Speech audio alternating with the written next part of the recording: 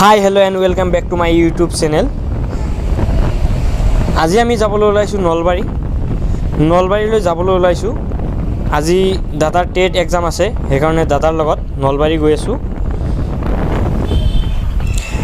নলবাৰী টাউনৰ পৰা কিছু নিলগত গংগাপুখুৰী বৰকুৰিহা উচ্চতৰ মাধ্যমিক বিদ্যালয়ত দাদাৰ চেণ্টাৰ পৰিছে টেট পৰীক্ষাৰ। তো তাতে যাবলৈ ওলাইছো। আমি এতিয়া কয়কুছিৰ পৰা ওলাই আহিলোঁ। তো এতিয়া গৈ আছোঁ, চাই থাকক। আৰু এটা কথা, ভিডিঅ'টো শেষলৈ চাব, কাৰণ শেষত মই কেইটামান প্ৰশ্ন কৰিম। সেইকেইটাৰ প্ৰশ্নৰ উত্তৰ চৰকাৰৰ পৰা পাম নে নাই সেই আশাৰে কেইটামান মোৰ প্ৰশ্ন আছে। তো ভিডিঅ'টো স্কিপ নকৰি শেষলৈকে শেষৰখিনি অন্তত চাব। মোৰ এইটোৱে অনুৰোধ থাকিল, ভিডিঅ'টো শেষলৈ চাবলৈ মই অনুৰোধ জনাইছোঁ। এইকাৰণে কাৰণ চৰকাৰক মোৰ কেইটামান প্ৰশ্ন আছে, সেইকেইটা প্ৰশ্ন কৰিছোঁ। যদি ভাল লাগে প্ৰশ্নকেইটা আপোনালোকে নিশ্চয় কমেণ্ট কৰি জনাই দিব মোক। হাইৱেৰে আহি থকা সময়ত এটা দৃশ্য লক্ষ্য কৰিলোঁ। গুৱাহাটীলৈ যোৱা ৰোডত যিমান গাড়ী, অহা ৰোডত সিমান নাই। কাৰণ বেছিভাগ গাড়ী নলবাৰীলৈ গৈ আছে, কাৰণ বৰপেটা ডিষ্ট্ৰিক্টত টেট পৰীক্ষাৰ চেণ্টাৰ দিয়া নাই। সেইকাৰণে নলবাৰীলৈ গৈ আছে পৰীক্ষাৰ্থীসকলে টেট পৰীক্ষাত। তো সেইকাৰণে আজি ইমান গাড়ী দেখা পাইছোঁ যোৱা ৰোডত। আমি আহি পাই গ'লোঁ নলবাৰী টাউন। সন্মুখতে হৈছে নলবাৰী টাউন, আৰু ইয়াতে ট্ৰেইন লাইন আছে, সেইকাৰণে মহাজাম চাব পাৰে। মহাজাম লাগি গৈছে ইয়াতে। সকলোবোৰ গাড়ীতে আছে টেট পৰীক্ষাৰ্থীসকল। এই সকলোবোৰ চাব পাৰে আপোনালোকে, এই সকলোবোৰে টেট পৰীক্ষাৰ্থী হয়। সেইকাৰণে ইমান জাম লাগি গৈছে নলবাৰীত আজি।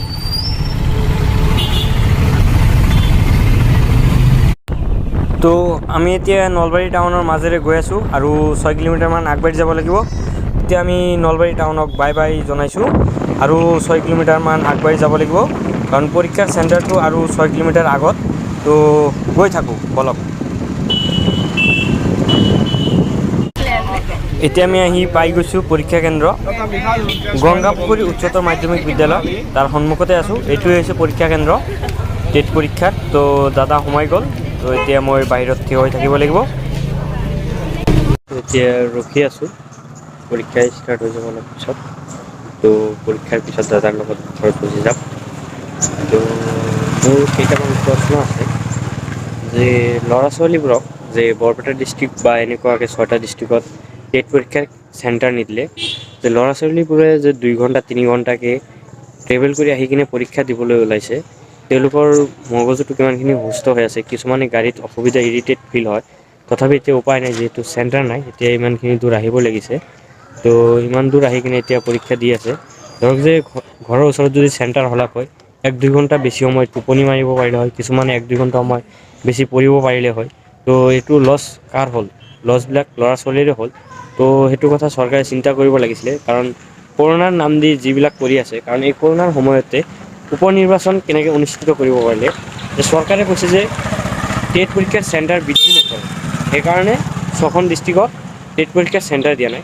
যে এতিয়া ধৰক যে এখন চেণ্টাৰত ইমানখিনি ভিৰ হৈছে, যে এতিয়া 100 ল'ৰা ছোৱালী আহিছে। এতিয়া ইয়াতে যদি 3টা চেণ্টাৰ কৰিলে হয়, 30জনকৈ বা 35জনকৈ ল'ৰা ছোৱালী দিলে হয়, তেনেহ'লে কিমানখিনি সুবিধা হ'ল নে অসুবিধা হ'ল, আৰু তেতিয়া কৰোণাটো বেছি বিয়পিলে হয় নে এতিয়া বেছি বিয়পিব। ধৰক যে এতিয়া 100জন ল'ৰা ছোৱালী এটা চেণ্টাৰত পৰীক্ষা দি আছে, আৰু যেতিয়া 100জন ল'ৰা ছোৱালী 3টা চেণ্টাৰত গ'লে হয় 3খন চেণ্টাৰত গ'লে, তেতিয়াহ'লে কৰোণাটো বেছি বিয়পিলে হয় নে এতিয়া বেছি বিয়পিব। যে এতিয়া যে ইমানখিনি একেলগে থূপ খাইছে, এতিয়া ধৰক যে বৰপেটাৰ পৰা নলবাৰী আহিছে বহুতে ধৰক যে বৰপেটাৰ পৰা বঙাইগাঁও পৰিছে। এতিয়া 3 ঘণ্টা 2.5 ঘণ্টা ট্ৰেভেল কৰি আহিছে। কিছুমানে ট্ৰেভেল কৰি কিনে পৰীক্ষা দিয়াটো সুস্থ নহয় মগজুটো লগে। কাৰণ এতিয়া ধৰক যে এইটো উপায় নাই, এতিয়া আহিবই লাগিব, যিহেতু চেণ্টাৰ ইমানখিনি দূৰত পৰিছে। ল'ৰা ছোৱালীৰ আহাটো বাধ্যতামূলক হৈছে। সেইটো একো নাই, কিন্তু চৰকাৰে কথাটো চিন্তা কৰিব লাগিছিলে, যে কৰোণাৰ সময়ত যদি উপ নিৰ্বাচন হ'ব পাৰে, তেনেহ'লে সেই সময়ত টেট পৰীক্ষাৰ চেণ্টাৰ বৃদ্ধি নকৰি টেট পৰীক্ষাৰ চেণ্টাৰ হ্ৰাস কৰিলে 6খন ডিষ্ট্ৰিক্টত টেট পৰীক্ষাৰ চেণ্টাৰ নিদিলে। তো এইটো কিমানখিনি যুক্তিসংগতৰ কথা, এইটো আপোনালোকে চিন্তা চৰ্চা কৰিব। মোৰ এইখিনিয়ে প্ৰশ্ন আছিলে। ধৰক যে আৰু মই ৰাস্তাত চালোঁ, যে ধৰক যে যিমানখিনি ভিৰ হৈ আহিছে, বহুত ল'ৰা ছোৱালীৰ বহুতখিনি সময় লছ হৈছে ভিৰৰ কাৰণে। কাৰণ বৰপেটাৰ পৰা আহিছে নলবাৰীত, তো গোটেই গাড়ী আহি গৈছে, বহুত জাম হৈ গৈছে নলবাৰী টাউনত। তো ল'ৰা ছোৱালীৰ টাইমটো লছ কৰি কিনে চৰকাৰৰ কিবা লাভ হ'ব নেকি? এইটো আপোনালোকে চিন্তা চৰ্চা কৰিব, আৰু যিজনকে চৰকাৰ বনায় অলপ চিন্তা চৰ্চা কৰি চৰকাৰ বনাব। কাৰণ আগলৈকে এনেকুৱা ভুল হৈয়ে থাকিব পাৰে যে কৰোণাৰ সময়ত যদি উপ নিৰ্বাচন হ'ব পাৰে তেনেহ'লে টেট পৰীক্ষাৰ চেণ্টাৰ বৃদ্ধি নকৰি টেট পৰীক্ষাৰ চেণ্টাৰ হ্ৰাস কৰিলে কিয়? এইটোৱে হ'ল মূল প্ৰশ্ন আচলতে। যিয়েই নহওক এতিয়া টেট পৰীক্ষা দিবলৈ ওলাইছে, এতিয়া আহিব লাগিব যিমানেই দূৰ নহওক কিয়, যিমানেই কষ্ট নহওক কিয়, বাধা বিঘিনি যিমানেই আহক কিয়, তথাপি এতিয়া আহিছে। এতিয়া তেওঁলোকৰ কি ৰিজাল্ট হয় সেইটো পিছৰ কথা, সেইটো দেখা যাব। যিমানখিনি তেওঁলোকে প্ৰস্তুতি লৈছে সিমানখিনি হ'ব সিহঁতৰ।